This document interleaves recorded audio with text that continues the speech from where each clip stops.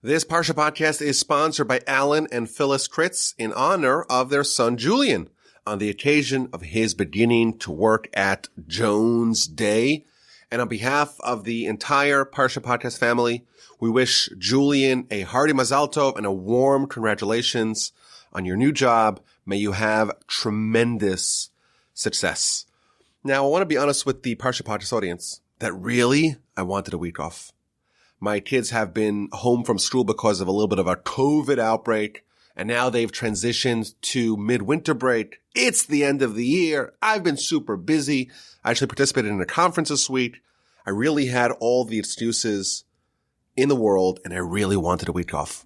But no, the Parsha Podcast audience is the best audience in the world. They've never let me down. I cannot let you down either. And also, I saw that it's been, thank God, 18 weeks in a row that we've had a new Parsha Podcast each week. Of course, every week there's the rebroadcast that covers the whole Parsha, but it's been 18 weeks in a row and I wanted to keep that streak alive. So here we go. This is the Parsha Podcast for Parshas Vayigash. I hope you enjoy it. Today we're not going to cover one idea. We're going to do instead several observations on the Parsha. I hope you find them interesting and intriguing. And a bit of advice, I would urge you to stick around for the A and Q at the end of the episode, because in my opinion, it is a dandy. So our Parsha is wrapping up the saga of Joseph. We could call it maybe part 3 of the trilogy. Joseph was 17, and he was reviled by his brothers, and they want to kill him. They settle for selling him as a slave. Joseph descends to Egypt. He spends the large part of 13 years incarcerated. Overnight, he is transformed into being the viceroy, the second in command of Egypt. He masterfully runs the 7 years of plenty, made sure that there is a plan for stockpiling all the food that the world needs over the course of 7 years. And now it's been 2 years into the expected 7 years of famine, and Joseph is 39 years old. He hasn't seen his father in 22 years since he was a young lad of 17, and now his brothers are coming to procure food, and he is toying with them, but we know he's really testing them to see if they've repented from their ways, if they have warm feelings towards their brother Benjamin.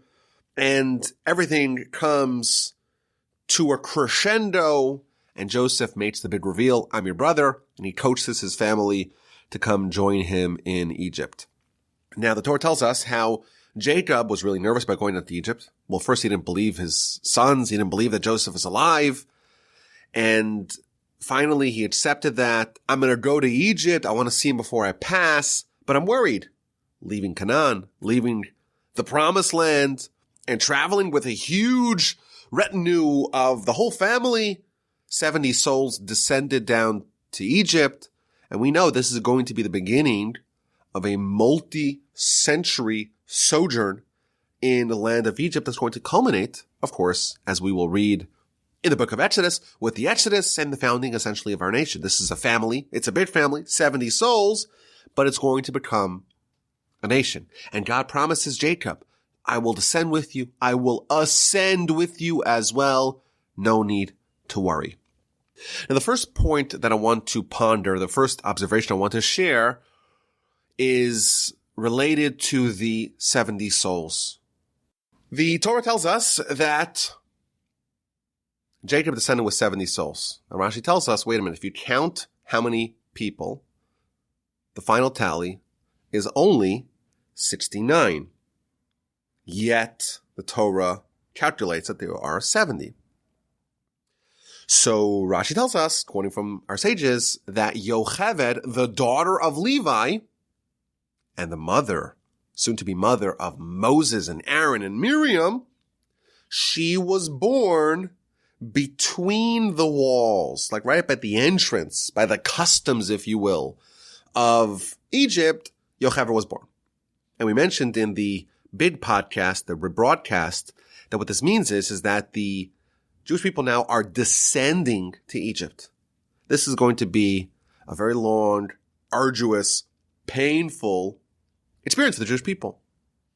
The redemption is going to happen via Moses, of course. And therefore, it has to be that the solution is in place before the problem gets started. So before the Jewish people enter, right by the doorstep, so to speak, of Egypt, the mother of the Savior, so to speak, has to be born. The healing, the remedy must precede the malady. Now the Ramban, he compares Yocheved to Sarah. He asks the question, wait a minute. The Jewish people spent 210 years in Egypt. Moses is 80 years old at the Exodus. If Yocheved is born right at the entrance to Egypt, that makes Yocheved 130 years old when Moses was born. So the Ramban asks the question, wait a minute. The Torah makes a huge big deal about Sarah giving birth at the age of 90. Yocheved gave birth at the age of 130, 40 years more, 40 years older, more senior than Sarah. So he asks the question, why don't we highlight the miracle, shall we say, of Yocheved giving birth at such an advanced age like we do with Sarah? But I find it really interesting that Yocheved and Sarah are being compared when we know that Sarah also had a very transformative, shall we say, experience at the customs, at the border of Egypt. All the way back at the beginning of Genesis, Abraham and Sarah travel to Canaan, and right when they arrive in Canaan, there's a famine. And where do they go? They go to Egypt. And in Egypt, Sarah is abducted and taken to Pharaoh's home. And that's when Abram has to say, well, she's my sister, she's not my wife, don't kill me. Rashi tells us, all the way back in Parshas Lech Lecha, Rashi tells us that Abraham actually put Sarah into a suitcase. You know, as a kid, they used to always say, oh, I want to fly with you, I'll just go in your suitcase, right? Sarah was in a suitcase because Abram was worried that they see this beautiful, gorgeous woman, they're going to want to abduct her. So he says, you know what? I got to put her in the suitcase. But when they entered Egypt, the customs, the immigration officials, they started to inspect and look into Abraham's suitcases, and they found Sarah, and she was taken to the house of Pharaoh. So it's interesting to me that we know of two events that happened exactly at the crossover moment, exactly at the border between Canaan and Egypt, namely the birth of Yocheved and the abduction of Sarah, the great grandmother of Yocheved, and these two people are similar. Moreover, what happened to Sarah? Sarah was taken to Pharaoh's palace. Ostensibly, he's going to marry her, and it didn't really work out for Pharaoh. And he was given plagues by God, and he said, I'm not interested, and he gave Sarah back to Abraham with all kinds of gifts and presents and wealth and gold and silver and all that.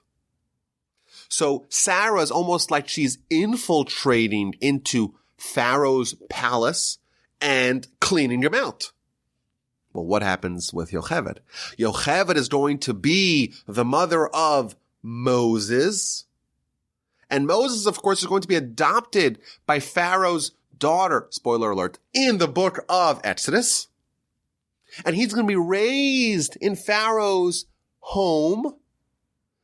And he's going to lead the takeover, shall we say, of Egypt and the clearing out of all of Egypt's wealth. So I find this really interesting that there are two stories that parallel each other. And maybe we could even say that what happened to Sarah and her faith in dealing with the challenges that she had to endure, that actually creates the merit for Yocheved, and after Yocheved, of course, Moses being this fifth column, being this Trojan horse, to go into the very heart of the enemy, to go into Pharaoh's palace, and to take it over, shall we say, from within. Another interesting idea that I want to discuss in this Parsha Podcast is that Jacob, when he goes down to Egypt, the verse tells us that he takes all the wealth, all the possessions, all the property that he earned in the land of Canaan.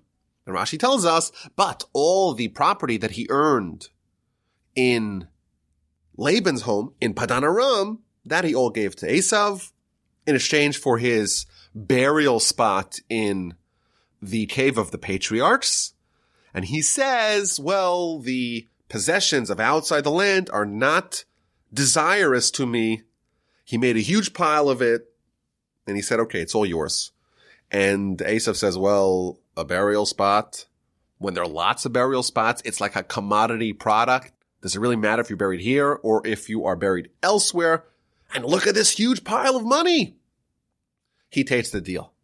So Esau exchanges his burial spot in the cave of the patriarchs for all the money that Jacob earned in the house of Laban. So, of course, there's a few questions here that I want to just throw out. Number one, why indeed does Jacob despise the wealth that he earned outside of Israel? In Parshas Vayigash, of course, Jacob risked his life for a few jugs, and that's when he had the nocturnal encounter with the angel. But I do find it interesting, just the imagery here that's being presented by Rashi. Jacob makes a big pile of wealth, of gold and silver. And he says, do you want this? I just find that such an interesting image to think about, to visualize how Jacob is trying to entice Esau to make a deal, and he makes a huge pile of the gold and silver. Another thing I find interesting about this exchange is how this is really the second agreement, the second transaction between Jacob and his brother Esau. The first one, when they were young lads, when they were teenagers, Jacob gives Esau a bowl of red soup in exchange for the birthright. It seems like Esau is driving a harder bargain in the second transaction than the first one. All of the gold that Jacob had accumulated outside the land of Israel, all that in exchange for the burial spot. Moreover, another observation that I had from this teaching in Rashi, as also featured in the Midrash and elsewhere, when Jacob and Esau met, so Jacob spent 20 years with Laban, and he's amassed a tremendous fortune, and he's coming back to Canaan, and he discovers that Esau is coming opposite him with 400 warriors, and of course he sends the whole gift, and they bow down 7 times, and he prepares for war, splits the camp. When they meet, Esau marvels at all the wealth that Jacob has accumulated. And then he tells his brother, I don't want your gift. Don't give me your gift. You keep your gift. I have so much of my own. So Esau here is claiming to not want any of the goodies of Jacob that he had earned in the house of Laban. But really, he did want it. And he was willing to sacrifice his burial spot in the cave of the patriarchs for it. I find this interesting, that Esau is someone who professes to not want all the gold and the silver that he sees, but ultimately he's willing to sell a very precious burial spot in exchange for that. The final observation is that the Midrash tells us that this transaction, this occurred by Isaac's funeral. You know, after Jacob and his brother, they have this reunion with the 400 men. That's really the last time that Jacob and Esau see each other, at least as recorded by the Torah, with the exception of Isaac's funeral. So the Midrash tells us that by Isaac's funeral, which happened in the cave, they looked around and say, hey, there's not many burial spots left. One's going to be for me. One's going to be for you. Jacob says, I want both of them. And Esau says, okay, let's make a deal. Give me all the gold and all the silver and all the possessions that you've accumulated in the land of Padan Aram from Laban. Now, when did this happen? This happened many decades after they first met. So Jacob, I think that's the only way to understand this midrash. Jacob did not commingle his monies, i.e. the monies that he earned outside of the land and the monies that he earned inside the land. He didn't commingle them for decades. He kept them segregated. In his head, there's money of the land of Canaan, and that's the only thing that I want. And there's money that comes from outside the land of Canaan, and then I'm just keeping it segregated off to the side. Maybe I'll use it to buy the final burial spot in the cave. Now, again, as I mentioned in the other podcast, as an employee of Torch, I'm just contractually obligated to say that our organization is very happy with all kinds of funds, both those earned in the land of Israel and in other places, in all kinds of currencies. The British pound works, the yen, the yuan, euros, also pesos, bolivars, Canadian dollars, Jordanian dinars, Bitcoin. We take it all. Finally, the last idea I wanted to share before we get to the A&Q of this week's Parsha Podcast is a following interesting observation. So Joseph has a dream. He's going to be king. And his brothers come bow down before him. That has to happen. Joseph's going to be a king. Abraham was promised, all the way back in chapter 15 of Genesis, that his descendants are going to be enslaved and oppressed in a foreign land for 400 years, and then they will leave with great wealth.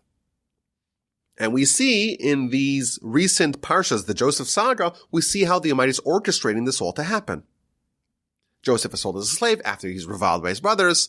He ends up as viceroy of Egypt.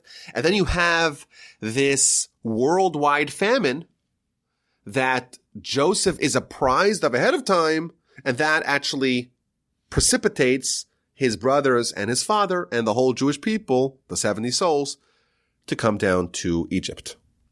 So here's my question. The Almighty apparently wants to fulfill the two prophecies. Prophecy for Joseph, that he's going to be king.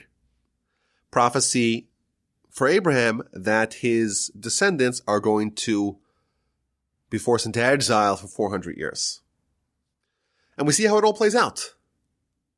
There's this very long and dramatic story how Joseph becomes king, and then you have the famine, which follows 7 years of plenty, and that really upends the entire world, but it ultimately causes Joseph to be on the throne and the family to arrive in Egypt. But isn't there easier ways to arrive at the goal? It seems unnecessarily complicated. We have this circuitous rigmarole, this whole elaborate plan to install Joseph as king and to get Jacob and his family down to Egypt. There's a 7-year famine following a 7-year bounty. It seems like the objectives of getting Joseph on the throne, of getting Jacob and his family down to Egypt, those objectives, you would imagine, could have been fulfilled in a more conventional way. It seems like it's a totally unnecessarily elaborate scheme to get the whole world involved. The whole world has to suffer just to fulfill the prophecies to Abraham and to Joseph. Can't you imagine there would be an easier way to achieve these goals? One that doesn't send the entire world into chaos, into privation. Think about how many people had to go down to Joseph in Egypt to procure food. We know that the Ishmaelites, Esau and his family, they all had to go. The whole world is suffering. Why? Well, we know because, the Almighty wants it like that. But why? Apparently it's just for Joseph to become king, his brothers to bow down before him to fulfill those prophecies, and for Jacob and co. to come down to Egypt. Why is everyone else getting involved? So I saw an amazing midrash. God promised Abraham, you should surely know, your children will be foreigners in a foreign land, they'll be enslaved, they'll be tormented, they will be oppressed for 400 years, and then when they will leave with great wealth. They might have promised not only suffering, but also a redemption with great wealth. And the problem was that Egypt did not have great wealth yet, says the Midrash. And therefore the Almighty had to bring about a worldwide famine. And Egypt is going to know about this ahead of time and prepare thanks to Joseph's foresight. And therefore, all the people are going to need to buy food from Egypt. And they're going to have to bring all their gold and all their valuables and all their great wealth to Egypt.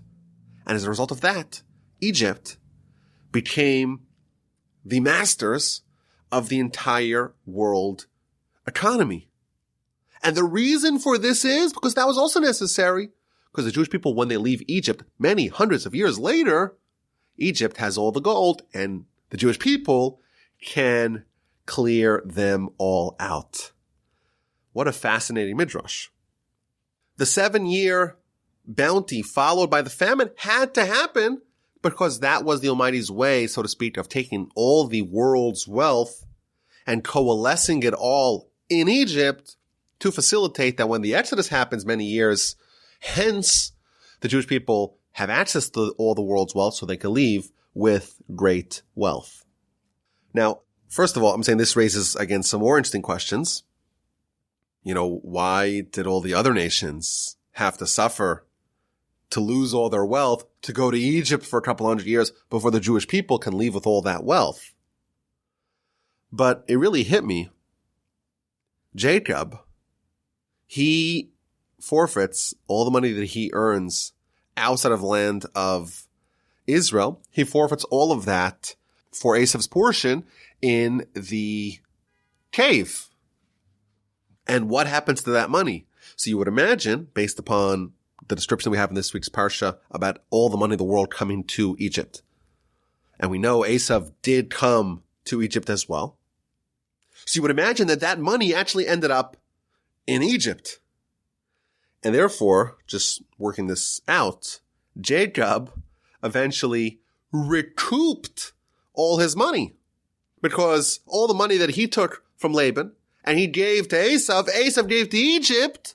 And then 200 years later, by the Exodus, the Jewish people cleaned out Egypt, and that money was once again in Jewish hands, in Jacob, i.e. Israel's hands, which I thought was really interesting, like just following the breadcrumbs, if you will, of what happened to this money. According to this midrash, it eventually ended up back in Jacob's hands, and once again, he got his cake and ate it too. He kept the money eventually, and he ended up with the burial spot as well. And that's kind of the bargain.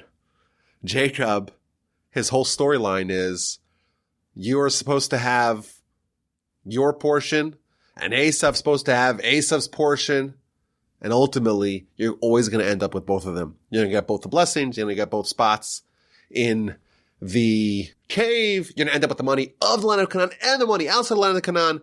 That is how beautiful it is to be part of the Jacob family. We have the promises of the Tala Shamayim Shmani Haaretz, the dew of the heaven and the fat of the land. We also have what Esau was destined to get. And we also, of course, have the tents of Jacob. That is our spiritual calling. Let's get to this week's A and Q. Here's the question of the week. Joseph, after his brothers come to Egypt, he has to introduce them to Pharaoh. And he is very wary of Pharaoh recognizing their tremendous talent.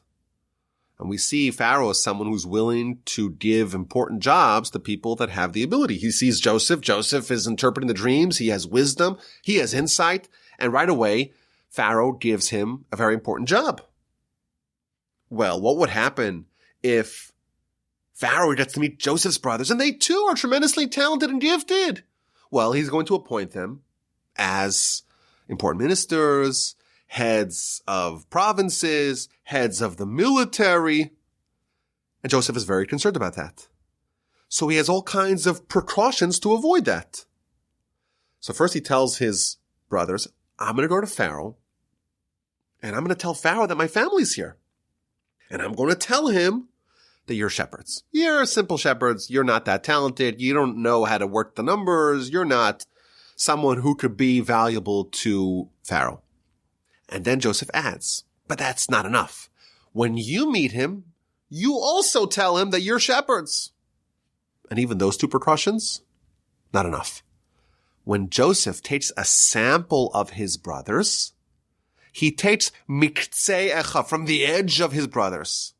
Rashi tells us he takes only the 5 weaker brothers. Reuven, Shimon, Levi. By the way, Shimon and Levi were the weaker ones, still strong enough to decimate the entire city. Yisachar, who was always into Torah study, and that you'd imagine that weakened him. And the youngest one, Benjamin. The other ones were big and strong and strapping and so impressive, if Pharaoh even saw them, even though he has been reliably told that they are shepherds, he would still appoint them over important jobs. Joseph is really worried about what Pharaoh is going to do to his brothers. And he gets all these precautions, all these safety measures to make sure that they are not taken by Pharaoh for a job that may be harmful for them. And here's the question. Why is it so bad to have a little clout, to have a little power? Why is Joseph so worried that his brother's going to get important posts, important positions? Joseph, after all, he flourished as viceroy of Egypt. Doesn't it make sense for the Jewish people to get as much power as we can? Joseph's the viceroy. Maybe divide up the country. Every brother becomes a governor of some province. They get control of the military. We run the economy. Secretary of the Treasury. Secretary of War. Of the Interior. What's wrong with that? Why is Joseph so concerned that his brothers will have power? That's the question. If you have an answer, of course, you can email me, rabbiwalby@gmail.com. Let's get to last week's A&Q. And the question was, chapter 42, verse 1, when Jacob sends his sons down to Egypt, he says, I hear that there's food in Egypt. We have to go get food. We shouldn't show off. Rashi tells us that Jacob had plenty of food. And therefore he's worried what's going to be the children of Ishmael and the children of Esau. They're going to see us. They're going to be jealous of us. We shouldn't boast. We shouldn't flaunt our extra grain. And therefore we too should go with everyone else down to Egypt. And the question that we asked is, wait a minute. Was Jacob a prepper? Was he a survivalist? Did he have 30 years of canned goods in his garage? Why did Jacob have grain when no one else did? Why did he only send his children, his sons, to go to Egypt for grain just because he didn't want to show off? How is it possible that Jacob had grain when no one else did? Now, to compound the problem, the Talmud gives us the mark of a complete righteous person, a completely faithful person. The Talmud, the book of Sota, tells us, what is the definition of a person who has full emunah, full faith? The definition of that kind of person is someone who has food for today, pas basalo, you have bread in your basket for today, but you have no food for tomorrow. And someone who has real faith, you rely on God. God's going to watch over you. You have real faith. And you have food for today, but not for tomorrow. You're calm. You don't worry. You don't say, what am I going to eat tomorrow? You know that they want to take care of you. So how does Jacob, one of the great heroes of our history, how does he stockpile so much food? Why is he not reliant on God? And question number 2 is that the sources tell us that he was specifically worried about Esau and Ishmael, not the Canaanites. And you would imagine, if Jacob has plenty of grain, why is he worried only about Esau and Ishmael? Why is he worried only about them? What about the rest of the Canaanites, the rest of his neighbors? Wouldn't he have cause for concern that they're going to be envious of Jacob and his family, perhaps, that they have plenty of grain and the Canaanites must go and forage and procure some in Egypt? Those are the 2 questions of last week. Now, I did see the Ramban. The Ramban asked the question that why specifically is Jacob concerned of the sons of Ishmael and the sons of Esau? And he points out that they actually at the time did not live in the land of Canaan. So they would not be neighbors, so to speak, of Jacob. And how would they even know, asks the Ramban, how would they know that Jacob had plenty of food? And he answers, well, they were traveled to Egypt via Canaan, and therefore they would encounter Jacob, and that's why they would be envious. Now, I want to be honest with the crowd here, with the faithful Parsha Podcast audience. When I asked this question last week, I really didn't have an answer, and I was hoping I'd be bailed out by some kind listener who would explain it to me. Didn't it make any sense to me? Why does Jacob have so much food when no one else does? And I did get some good answers, as I always did. But over the course of the week, it hit me. And it hit me with such a way, like I felt like the Almighty took a parachute of knowledge that's so really obvious in retrospect and just deposited it in my brain. And this is, I think, the legitimate answer. And you tell me if you agree. If not, you send me a strongly worded email to my email address, rabbi@yocheved.com, and say, Rabbi, you missed it. But here's the answer. Jacob tells his sons, go down to Egypt to go get food. Don't show off. Don't show off that we have food. Everyone else is going. We go as well. I think that Jacob did not stockpile food. He did not have more food or more grain than any one of his neighbors. Not the Canaanites, not the Ishmaelites, not Esau's people. No. A tzaddik stockpiles food? No. If you're a true tzaddik, if you have full emunah, full faith in God, and you have food for today, you don't worry about tomorrow. And therefore, I would imagine that Jacob did not stockpile any food, and if anything, maybe he even had less than everyone else, because everyone else did stockpile. Or maybe he had the same exact amount, but he definitely didn't have any more. But what happens? It's a bad yield. It's a year that there's a famine. There isn't sufficient rain, and the bounty that's being produced is very meager. And maybe you have some leftover grain from last year, but the stockpile is dwindling, and everyone is frantic. Everyone's freaking out. We're all going to die. We're going to starve. We're doomed. And that's quite natural.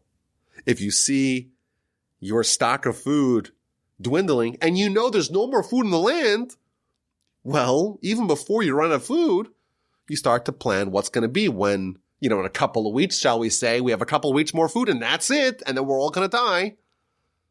And Jacob was calm.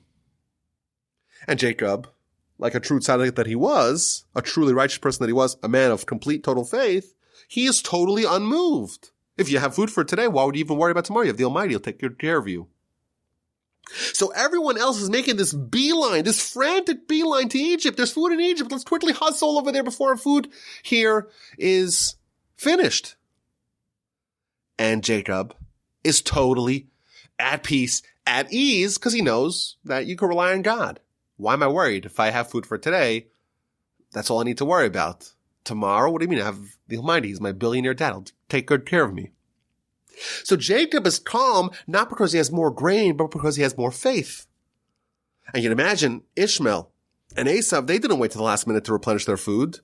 The second that they sensed that a shortage was pending, they immediately scrambled for food. So what does Jacob tell his sons? We have to go down to Egypt. We have plenty of food, because if you have food for today, you have plenty of food as a true believer. You have plenty of food. But why must we go with everyone else down to Egypt? Because we don't want to show off specifically to Esau and to Ishmael. This is not showing off the food that you have. If the Canaanites were to look at Jacob's food supply, it would probably match theirs. And the fact that he's calm, and the fact that he's not freaking out, and the fact that he's not hustling over to Egypt, that's just because he's a fool. He's crazy. So they're not jealous of him at all. But what's going to be when Esau and Ishmael come by? And they see how everyone's running. They're running themselves to Egypt because there is a famine. We have maybe a week, 2 weeks left of food and everyone will die. And Jacob's calm, business as usual, relying on God. A man of full faith. You have food today. You're good to go. The Canaanites, they look at him and they see a total fool. Doesn't he realize that he's going to die in a week or two? But what happens when Esau sees him? What happens when Ishmael sees Jacob? These people, they come from the family of Abraham. They have some sort of connection to faith. And they're going to see Jacob at total ease, total calm, with no food or maybe a week's worth of food left.